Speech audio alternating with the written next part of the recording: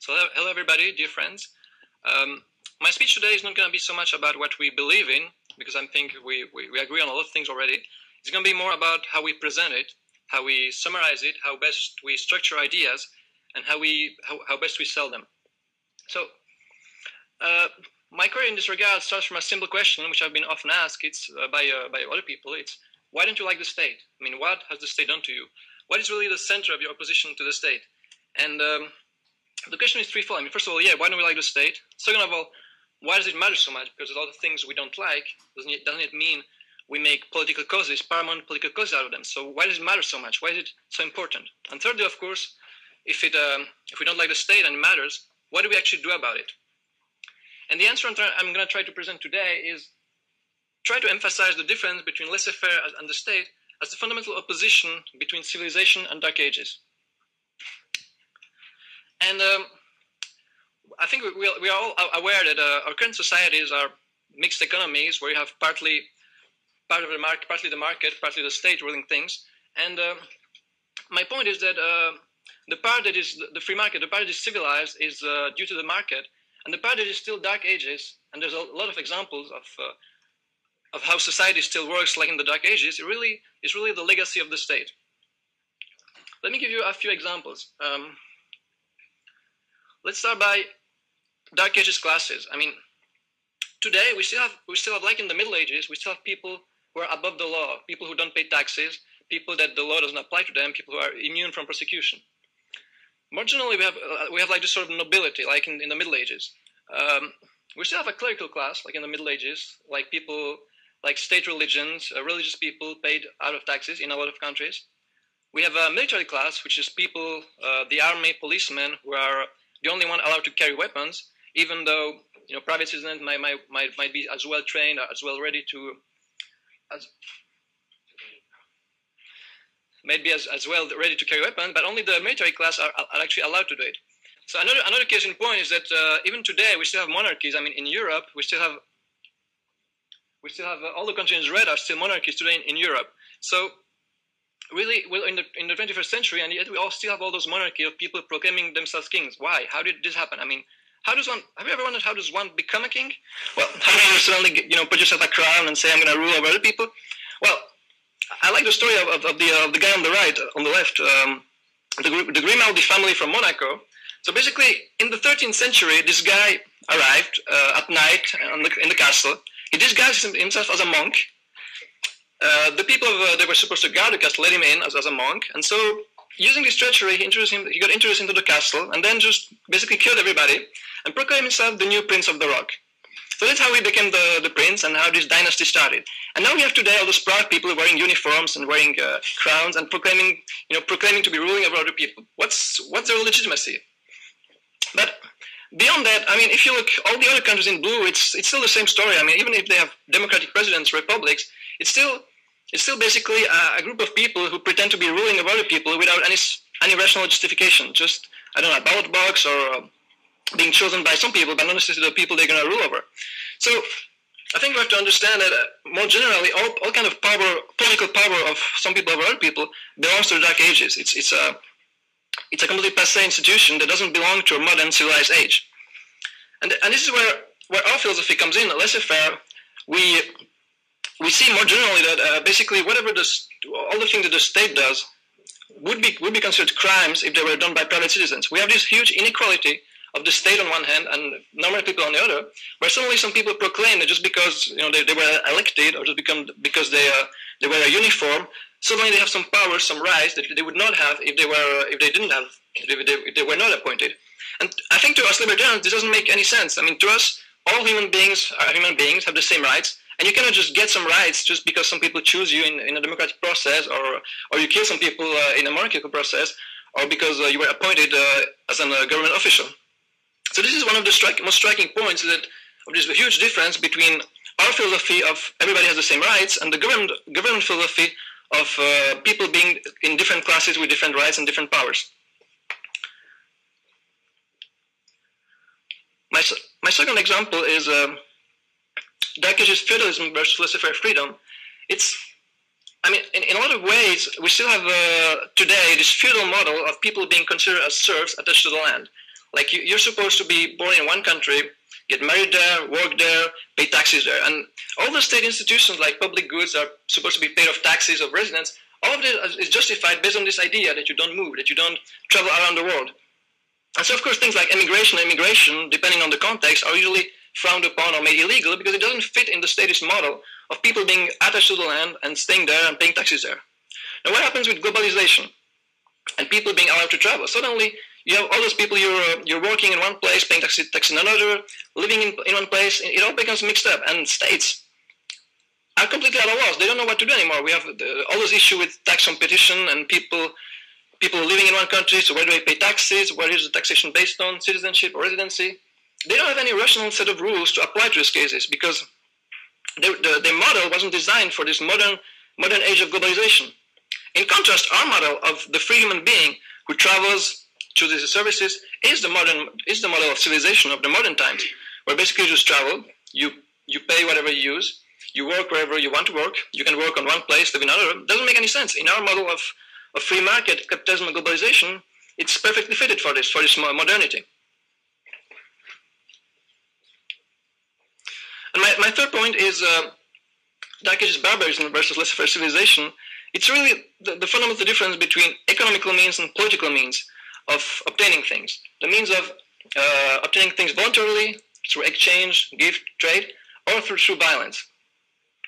And which leads us really to the one only political question, which is in which case is it legitimate to use violence? And the state hasn't really provided any clear answer to that, whereas we libertarians, we have the non-aggression principle, the idea that you cannot use violence unless it's to defend against another aggression. And so we really have a clear-cut answer to that. And civilization in this regard has always depended on having clear-cut reasons or restrictions on the use of violence. And in this regard, we have given the answers, and we have provided this context where violence has to be curtailed and it allowing civilization, whereas the state basically sometimes throws them a bunch of rules, then doesn't even respect them anymore. And basically all of this leads to chaos and barbarism and people just using violence to get whatever they want to get. So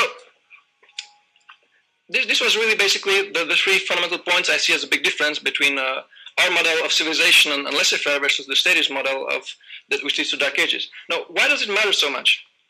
Well, I'm just going to give one example, which is focused on one example. I'm sure other speakers are going to give you other examples of why this difference matters. So my case in point is growth, simple economic growth. So what is economic growth? I think economic growth is really essential for civilization because you cannot get above any kind of basic subsistence level without economic growth. So what does economic growth require? I think at least those three things, which is division of labor, a practical means of exchange like money, and the accumulation of capital. And all those three things basically have been historically destroyed by the state. I mean, the division of labor, the state through taxing labor, through taxing transactions, through taxing any kind of monetary transactions, really pushing people more and more towards barter economy, trying to exchange things directly so in order to avoid taxes.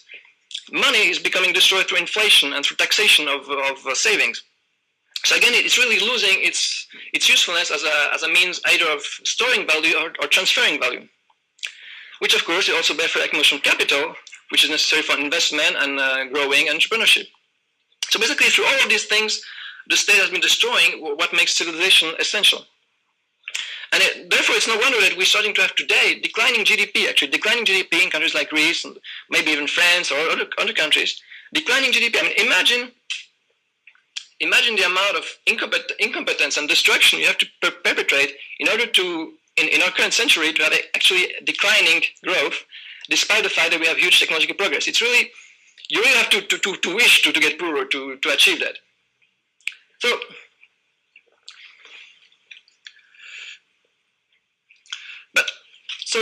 So growth is important because it allows us to have more money, more production, more wealth. But beyond that, it's also important because it allows us to have longer, healthier lives. Technological progress is, of course, in the real economics model, it's not exogenous. It's related to growth. And if the state taxes savings, it's going to slow down technological progress as well. So it's not a given. And what is really essential, I think, is the huge impact over the long term of growth rate. We have to realize that the state, I mean, everybody mostly agrees that the state impacts growth rates, lowers them. And I mean, there have been lots of studies that demonstrate by how much. But the point is that even a small difference in growth rate compounded over 1,000 years, over a few hundred years, it's really going to make a huge civilization impact. Just to give you one simple example, I've done a website, by the way, that's a calculator that allows you to calculate input data and try some more examples to really realize the mathematics of this, which are sometimes hard to grasp.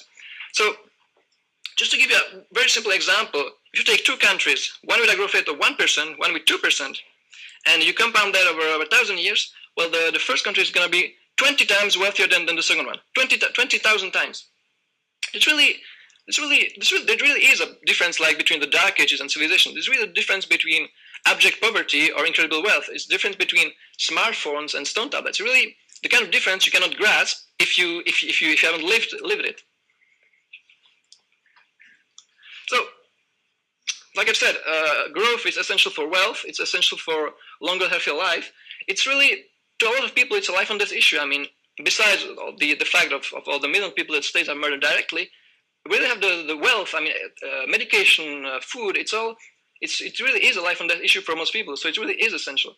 But beyond that, we also have things like space exploration or life extension, even quest for immortality, which we're getting closer technologically, but which require money, which require growth, therefore, which require a lot of capital. So this is all of the kind of things that the state is currently keeping us from achieving. But besides the fact that the state won't let us have the kind of money that's necessary for this, we have to realize it's not in the state's ideology to have longer lives. I mean, if you look at the state social security model based on the Madoff idea of paying previous people from the latest arrivals, it's really, if we start living longer, I mean, and really longer, extending life, the state are, again like with the feudal model, they're going to be completely at a loss with those new technologies because their model is completely unadapted to this. So again, they're probably going to be pushing against that, probably going to try to outlaw it, or maybe make some ethical committee that's going to rule that people living longer lives is not good and something like that in their collectivist ideology. So my point is, in all those kind of big issues that matter, it really should be pretty easy to spot the fundamental difference between our philosophy and civilization on the one hand, and the states and their philosophy that really keeps us in the Dark Ages on the other hand. So it should be pretty easy to pick sides. So that's my point. What do we do about it? Well, first of all, yeah, like I've tried to do, make the issues clear so that it becomes really easy to pick sides. Really go down to the real issue, to the things deep, that make it easy to pick sides, to see what is right and what is wrong. So, in order to do that, first of all, yeah, we have to present these points that it's really a debate between civilization or Dark Ages. It's not a debate between one system that will be more optimal than the other, between slightly less taxes, slightly more taxes, between something being slightly more efficient. It's really these big questions that we have to address and lead the debate there. So, second point, the burden of proof rests on them, not us. I mean, the states have done so much damage, so much violence, so they should be the ones justifying themselves, justifying their model, justifying why should anyone be a king? Why should anyone be a president? What kind of sense does it make? They should be the ones on the apologizing side. We shouldn't have to justify ourselves as some kind of rebels against society who suddenly arrive with this weird libertarian model of changing everything. That's not the case. I mean, our model is the mainstream model that makes civilization and society possible. Our model is really the mainstream model, and the states are the ones who are trying really to sabotage society and civilization. So they should be the ones justifying themselves and why and how they do this. So we really have to stick to the essentials. Really, not only have a point of view in a debate, but bring the debate to the questions that matter to us. Don't just choose your answer to a debate. Choose the debates, because the statists will always try to sidetrack us into debating policy matter of whether the state should finance this or finance that, or subsidize this group or that group, or aid this country or that country. And we have to avoid those kind of debates and really bring the debate back to what matters and where we are strong and where it's easy to pick sides, which is really bring it to the essential question, which is, in which cases is it legitimate to use violence and in which cases it is not.